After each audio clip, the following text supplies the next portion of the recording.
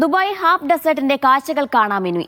തണുപ്പെത്തിയതോടെ സന്ദർശകരെ വരവേൽക്കാൻ കൂടുതൽ ടെന്റുകൾ ഒരുങ്ങിക്കഴിഞ്ഞു. റോഡ് മൂടിയ മണൽക്കൂനകളും മുനിസിപ്പാലിറ്റി നീക്കം ചെയ്തു തുടങ്ങി. ദുബൈയിൽ ക്യാമ്പിങ്ങിനും നല്ലൊരു ഡ്രൈവിനും ഒരു ഓഫ് റോഡ് റൈഡിനും ഒക്കെ പറ്റിയ ഒരു മനോഹരമായ സ്ഥലമാണ് നിങ്ങൾ നോക്കുന്നതെങ്കിൽ വെൽക്കം ടു ഹാഫ് ഡെസേർട്ട്.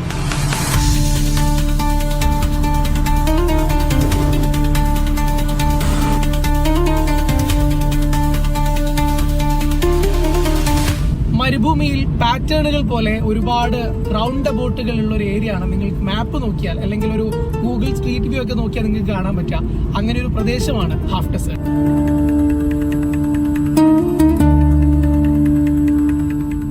ദുബൈയിൽ നിന്ന് ഏതാണ്ട് ഒരു അരമണിക്കൂർ ട്രാവൽ ചെയ്താൽ നമുക്ക് ഹാഫ് ഡെസേർട്ടിലേക്ക് എത്താം. മനോഹരമായ ഒരു സ്ഥലമാണ്. ഇവിടുത്തെ സൺസെറ്റും സൺറൈസും ഒക്കെയാണ് ഏറ്റവും ബ്യൂട്ടിഫുൾ.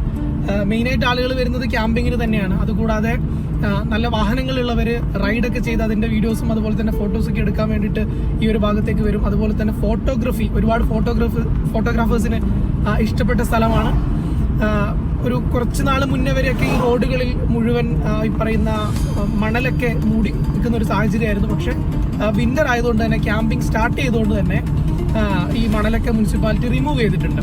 ഇവിടെ നമുക്ക് പെയ്ഡ് ആയിട്ട് ക്യാമ്പ് ചെയ്യാനുള്ള ഓപ്ഷൻസ് ഉണ്ട്. ഒരുപാട് ഇവിടെ പെർമനന്റ് ആയിട്ട് വെച്ചിട്ടുള്ള ഒരുപാട് ക്യാമ്പിംഗ് സ്പോട്ടുകളുണ്ട്. അവിടെ നമുക്ക് പെയ്ഡ് ആയിട്ട് പോവാം, ഫുഡും കാര്യങ്ങളൊക്കെ ഓർഡർ ചെയ്യാം, അങ്ങനെ വേണമെങ്കിലും ചെയ്യാം. അല്ലാതെ നമ്മുടെ ക്യാമ്പിംഗ് എക്യുപ്മെന്റ്സും കാര്യങ്ങളൊക്കെ ആയിട്ട് നമുക്ക് വരാം. അത്യാവശ്യം ക്യാമ്പിങ്ങിനൊക്കെ പറ്റുന്ന രീതിയിലുള്ള ഒരു മനോഹരമായ സ്ഥലമാണ്. കൂടുതൽ റെസ്ട്രിക്ഷൻസോ കാര്യങ്ങളോ ഒന്നുമില്ല. പക്ഷെ നമ്മൾ നിയമങ്ങൾ പ്രോപ്പറായിട്ട് പാലിക്കുക എന്നുള്ളതാണ്. അത്യാവശ്യം പെട്രോളിങ്ങും കാര്യങ്ങളൊക്കെ നല്ല രീതിയിലുള്ള ഒരു സ്ഥലമാണ് പോലീസിന്റെ. അത് പോലീസ് വാഹനങ്ങളിലാണെങ്കിലും അല്ലാത്ത വാഹനങ്ങളിലാണെങ്കിലുള്ള പെട്രോളിങ്ങും കാര്യങ്ങളൊക്കെ ഉണ്ട്.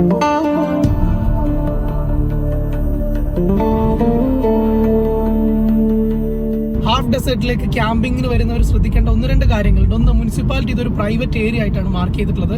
രണ്ടാമത്തെ കാര്യം, ഇതൊരു കൺസർവേഷൻ റിസർവ് ആണ്. അതായത് ഈ ഒരു മരുഭൂമിയിൽ സ്വാഭാവികമായ ഒരു എക്കോസിസ്റ്റം നിലനിർത്താൻ വേണ്ടി ലീഗലി പ്രൊട്ടക്ട് ചെയ്തൊരു ഏരിയ കൂടിയാണ്.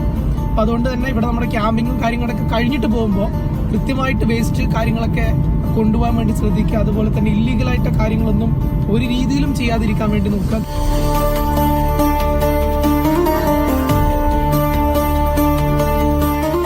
അതുപോലെ തന്നെ ഇവിടെ കൂടുതലും റൗണ്ട് അബൌട്ട്സ് ആണ്. അപ്പൊ മുന്നേ ആളുകൾ വന്നിട്ട് ഈ റൗണ്ട് അബൌട്ട് നിന്ന് വണ്ടി ഡ്രിഫ്റ്റ് ചെയ്യുക, അത്തരം കാര്യങ്ങളൊക്കെ ഉണ്ടായിരുന്നു. പിന്നീട് അപകടങ്ങൾ കൂടിയ പിന്നെ ഇത്തരം റൗണ്ട് അബൌട്ടുകൾ ഡ്രിഫ്റ്റ് ചെയ്യരുത് എന്നുള്ള രീതിയിൽ പോലീസ് വന്നിട്ട് റെസ്ട്രിക്ട് ചെയ്തിട്ടുണ്ട്.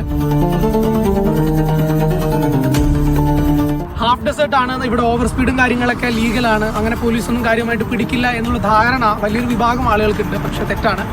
ഒരുപാട് വാഹനങ്ങൾ ഇവിടുന്ന് പിടിച്ചെടുത്ത് കൊണ്ടുപോകുന്ന സിറ്റുവേഷൻ വരെ കഴിഞ്ഞ ദിവസങ്ങളിൽ നമ്മൾ കണ്ടിട്ടുണ്ട്.